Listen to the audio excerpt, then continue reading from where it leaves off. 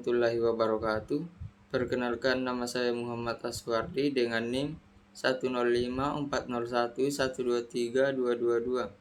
Kelas 2H, Program Studi Pendidikan Guru Sekolah Dasar dengan nomor urut absen 19. Tujuan dari video ini yaitu untuk memenuhi tugas mata kuliah konsep IPS lanjutan SD dengan dosen pengampu Ibu Syamsuryanti SPD MPD. Langsung saja saya menjelaskan rencana pelaksanaan pembelajaran atau yang disingkat RPP. Di sini saya mengambil kelas 5 semester 2 dengan tema lingkungan sahabat kita. Subtema perubahan lingkungan. Pembelajaran ketiga. Fokus pembelajaran IPS dengan alokasi waktu 3 kali 35 menit. Pada bagian A ini ada kompetensi inti. Yang pertama, menerima dan menjalankan ajaran agama yang dianutnya. Yang kedua, memiliki perilaku jujur, disiplin, tanggung jawab, santun, peduli, dan percaya diri dalam berinteraksi dengan keluarga, teman, guru, dan tetangga. Yang ketiga, memahami pengetahuan faktual dengan cara mengamati, mendengar, melihat, membaca, dan menanya berdasarkan rasa ingin tahu tentang dirinya, makhluk ciptaan Tuhan dan kegiatannya, dan benda-benda yang dijumpainya di rumah dan di sekolah. Yang keempat, menyajikan pengetahuan faktual dalam bahasa yang jelas, sistematis, dan logis dalam karya yang estetis, dalam gerakan yang mencerminkan anak sehat, dan dalam tindakan yang mencerminkan perilaku anak beriman dan berakhlak mulia. Kemudian di sini pada bagian B itu kompetensi dasar dan indikator pencapaian kompetensi. Kompetensi dasar yaitu menganalisis peran ekonomi dalam upaya menyejahterakan kehidupan masyarakat di bidang sosial dan budaya untuk memperkuat kesatuan dan persatuan bangsa Indonesia serta hubungannya dengan karakteristik ruang.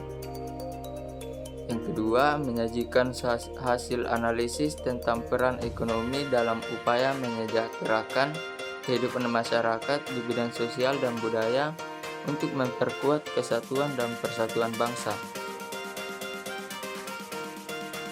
Adapun indikator pencapaian kompetensi, yang pertama mengamati gambar, foto, video, teks bacaan tentang interaksi sosial dan hasil-hasil pembangunan di lingkungan masyarakat. Yang kedua, mengamati gambar, foto, video, teks bacaan tentang interaksi sosial dan hasil-hasil pembangunan di lingkungan masyarakat serta pengaruhnya terhadap pembangunan sosial, budaya, dan ekonomi masyarakat.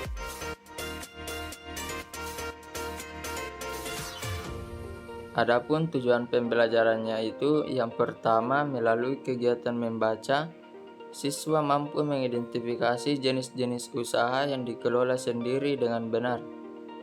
Melalui kegiatan pengamatan, siswa mampu mengidentifikasi keragaman jenis-jenis usaha di lingkungan sekitarnya dengan benar. Ketiga, melalui kegiatan membuat clipping, siswa mampu menyajikan hasil analisis tentang peran ekonomi dari setiap jenis usaha dengan baik. Keempat, melalui kegiatan membaca dan berdiskusi, siswa mampu mengidentifikasi keunikan adat istiadat dalam keragaman sosial budaya masyarakat. Kelima, melalui kegiatan berdiskusi, siswa mampu mengidentifikasi peristiwa atau kejadian dalam bacaan. Adapun bagian D di sini ada materi pembelajaran. Pertama, teks penjelasan menjelaskan terjadinya siklus air. Kedua, teks menjelaskan keragaman sosial budaya masyarakat Indonesia. Ketiga, teks menjelaskan jenis-jenis usaha dan kegiatan ekonomi masyarakat. Dan ada bagian E, metode pembelajaran. Pendekatan pembelajaran saintifik. Metode pembelajaran yaitu simulasi, percobaan, diskusi, tanya jawab, penugasan, dan ceramah. Pada bagian F ini ada media atau alat, bahan, dan sumber belajar.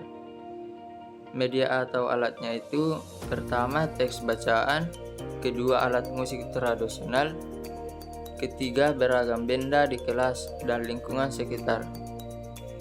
Sumber belajar, buku guru dan buku siswa kelas 5, tema 6, panas dan perpindahannya, buku tematik terpadu kurikulum 2013, Jakarta, Kementerian Pendidikan dan Kebudayaan. Adapun langkah-langkah kegiatan pembelajaran, pendahuluan. Yang pertama, kelas dibuka dengan salam, menanyakan kabar, dan mengecek kehadiran siswa. Kedua, kelas dilanjutkan dengan doa dipimpin oleh salah seorang siswa. Ketiga, siswa difasilitasi untuk bertanya jawab, pentingnya mengawali setiap kegiatan dengan doa. Keempat, siswa diajak menyanyikan lagu Indonesia Raya. Guru memberikan penguatan tentang pentingnya menanamkan semangat kebangsaan. Kelima, siswa diminta memeriksa kerapian diri dan kebersihan kelas. 6. Siswa memperhatikan penjelasan guru tentang tujuan, manfaat, dan aktivitas pembelajaran yang akan dilakukan. Ketujuh, siswa menyimak penjelasan guru tentang pentingnya sikap disiplin yang akan dikembangkan dalam pembelajaran. Kedelapan, pembiasaan membaca. Siswa dan guru mendiskusikan perkembangan kegiatan literasi yang dilakukan. Yang terakhir, siswa diajak menyanyikan lagu daerah setempat untuk menyegarkan suasana kembali dengan alokasi waktu 15 menit. Kemudian ada kegiatan inti, ayo membaca. Siswa membaca teks jenis usaha ekonomi yang dikelola sendiri. Kemudian siswa diajak bertanya jawab mengenai isi teks, misalnya, apa yang dimaksud dengan usaha ekonomi yang dikelola sendiri? Jawabannya itu, usaha ekonomi yang dikelola sendiri adalah usaha ekonomi yang pemilik dan pengelolanya perorangan, bukan kelompok. Kemudian, ayo mengamati. Siswa dibagi dalam kelompok. Setiap kelompok terdiri atas 6-7 orang. Kemudian ketiga, ayo berkreasi. Siswa membuat clipping tentang jenis-jenis usaha yang dikelola perorangan. Clipping memuat gambar dan keterangan dari setiap jenis usaha yang dikelola perorangan.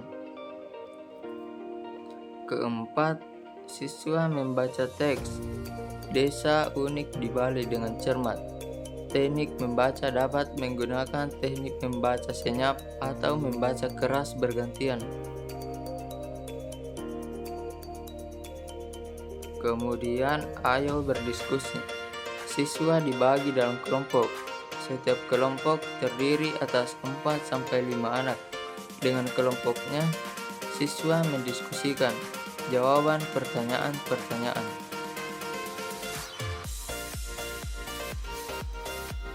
Kemudian ada penutup. Yang pertama, siswa bersama guru melakukan refleksi atas pembelajaran yang telah berlangsung. Kedua, siswa bersama guru menyimpulkan hasil pembelajaran pada hari ini.